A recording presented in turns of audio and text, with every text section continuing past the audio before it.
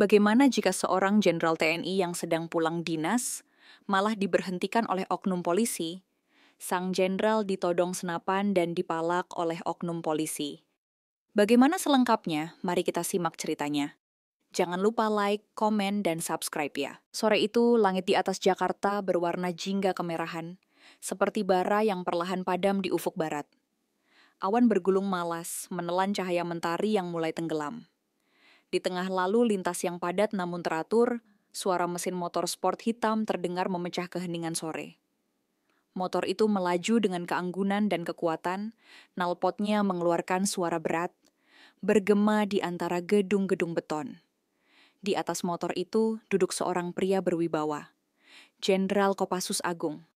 Wajahnya tegas, garis rahangnya keras, matanya tajam menatap lurus ke depan seolah menembus waktu.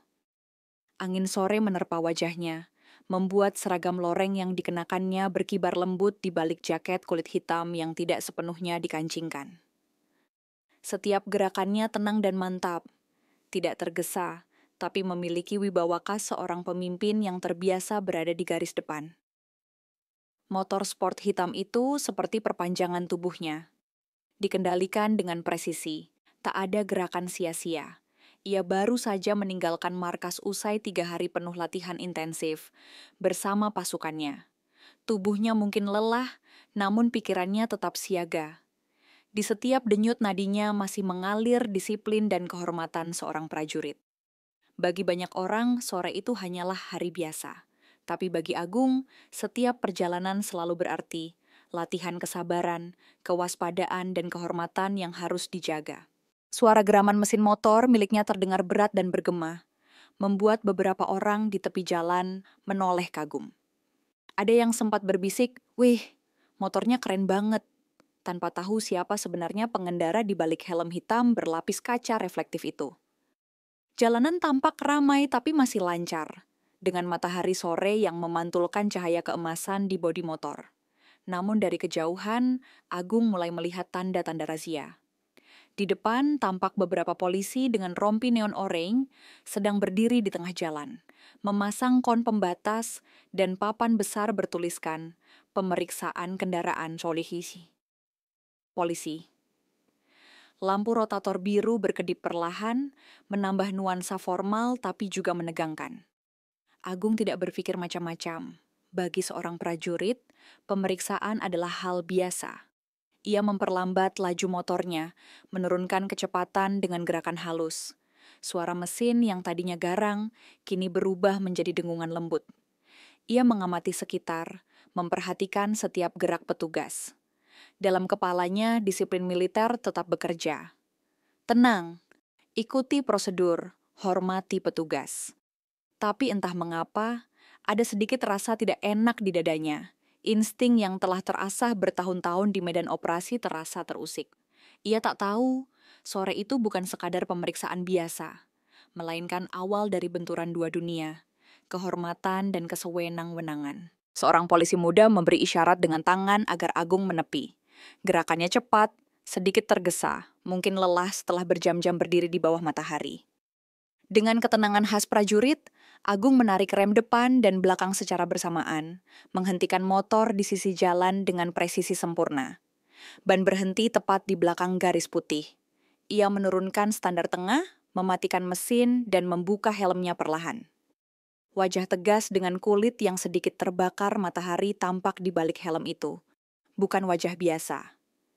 "Selamat sore, Pak," ucapnya sopan, suaranya berat tapi berwibawa. Polisi itu mengangguk seadanya. Pandangannya turun dari helm ke motor, lalu ke seragam loreng yang tampak jelas di bawah jaket. Dahi polisi itu sedikit berkerut. Matanya memperhatikan emblem merah di lengan kiri Agung yang bertuliskan Kopassus. Ia tidak segera bicara, hanya menatap lama, seolah sedang menimbang-nimbang sesuatu. "Silakan periksa, saya lengkap surat-surat," ujar Agung tenang, mengambil dompet kulit hitam dari saku dada. Tapi tatapan polisi itu tidak lepas dari seragamnya. Seakan ada rasa curiga yang tumbuh di balik sorot matanya. Dan dalam ketegangan kecil itulah, udara seolah menahan napas. Seakan Jakarta berhenti berputar sesaat. "Wah, seragamnya keren juga, Pak," Tapi ini asli atau cuma gaya-gayaan? Ucap polisi itu tiba-tiba. Nada suaranya menyelipkan ejekan. Suara itu terdengar seperti cambuk di telinga Agung. Ia menatap tanpa ekspresi, tapi matanya berubah tajam. Tajam seperti mata elang yang menatap mangsanya dari langit tinggi. Tidak ada senyum, tidak ada kemarahan yang berlebihan. Hanya tatapan yang membuat orang biasa sulit menahan pandangan lebih dari 3 detik. Saya anggota aktif, jawabnya datar, pelan, tapi mengandung wibawa yang membuat udara di antara mereka terasa berat. Ia membuka saku dadanya, mengeluarkan kartu identitas militer dengan logo Garuda berwarna emas. Namun bukannya menghormati, polisi itu justru tertawa kecil, matanya sinis. "Ah, saya juga bisa bikin ID kayak gini di percetakan," katanya santai, mempermainkan ujung tongkatnya di tanah. Agung tidak bereaksi. Hanya satu urat di pelipisnya yang mulai menegang. Bukan karena marah, tapi karena rasa prihatin dan kecewa yang dalam.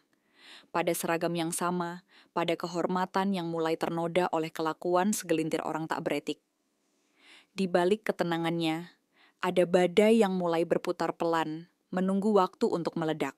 Polisi itu menatap motor Agung, lalu kembali ke wajahnya. "Mana ada jenderal naik motor sendirian begini?"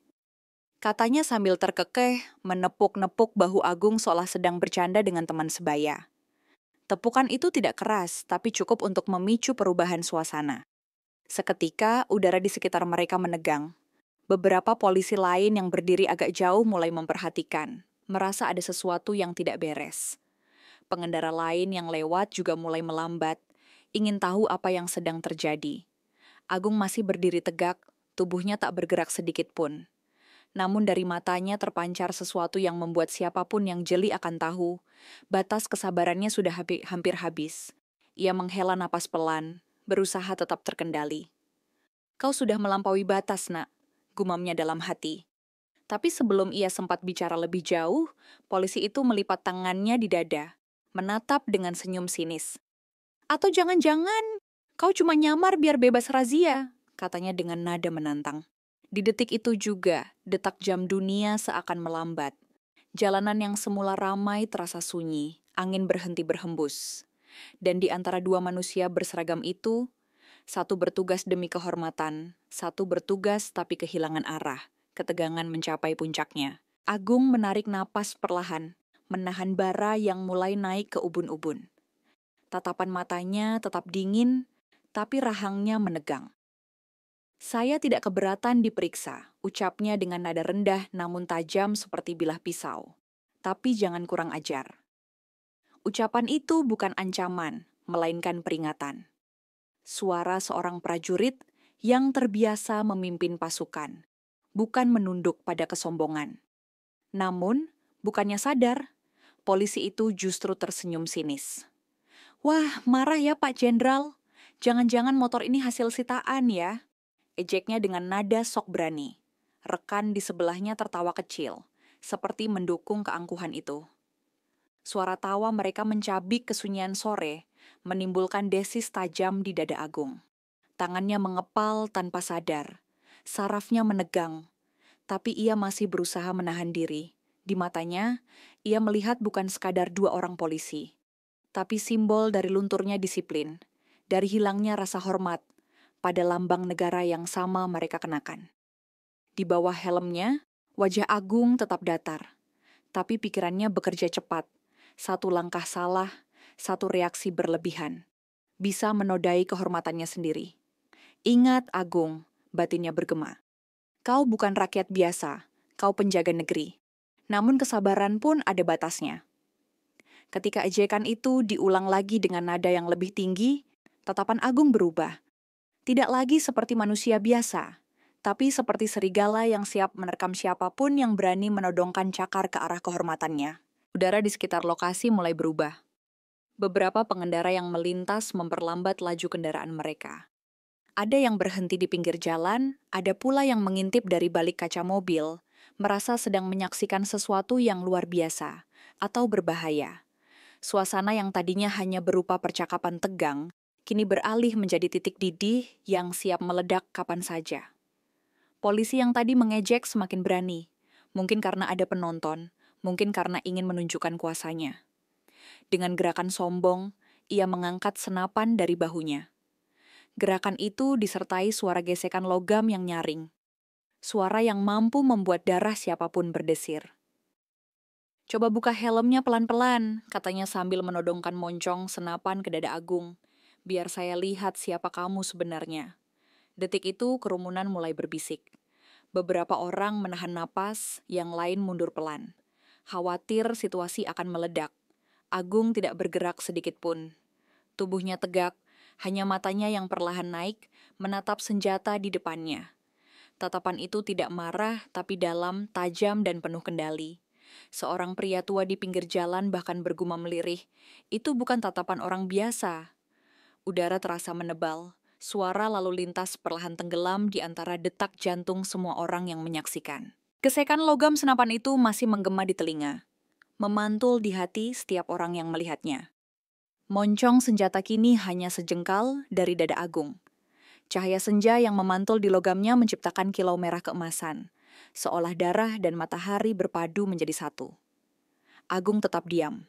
Tidak ada ketakutan di wajahnya, hanya ketegasan dan wibawa yang sulit dijelaskan. Di balik diamnya, pikirannya bekerja dengan kecepatan tinggi. Ia tahu kaliber senjata itu, tahu titik lemah di mekanismenya, tahu bagaimana menetralkan ancaman dalam sepersekian detik tanpa menimbulkan korban fatal. Tapi ia juga tahu setiap tindakan yang ia ambil akan disaksikan orang banyak. Satu gerakan salah, satu nyawa melayang, pikirnya. Napasnya pelan, matanya tak beranjak dari moncong senjata. Namun di balik tatapan itu, ada sesuatu yang membuat polisi di depannya mulai goyah. Ia merasakan hawa aneh, seperti berdiri di hadapan pemangsa yang sedang menahan diri untuk tidak menyerang. Wajahnya mulai kehilangan senyum, tapi ego menahannya untuk mundur. Orang-orang di sekitar bahkan bisa merasakan aura tegang yang begitu pekat, seperti udara yang siap pecah. Di antara mereka, ada seorang anak kecil yang berbisik pada ibunya. "Bu, kenapa dia nggak takut?" Sang ibu menggenggam tangannya erat, tidak tahu harus menjawab apa. "Turunkan senjatamu," suara Agung terdengar rendah tapi jelas. Tidak perlu berteriak, tapi ada kekuatan di setiap suku, katanya. Nada itu seperti perintah langsung dari medan perang. Dingin, tegas, tak terbantahkan. Polisi itu menelan ludah, namun menyembunyikan rasa takutnya di balik tawa kering. "Atau apa? Kamu mau nangkap saya?" Ujarnya menantang, berusaha terdengar berani padahal nada suaranya mulai bergetar halus.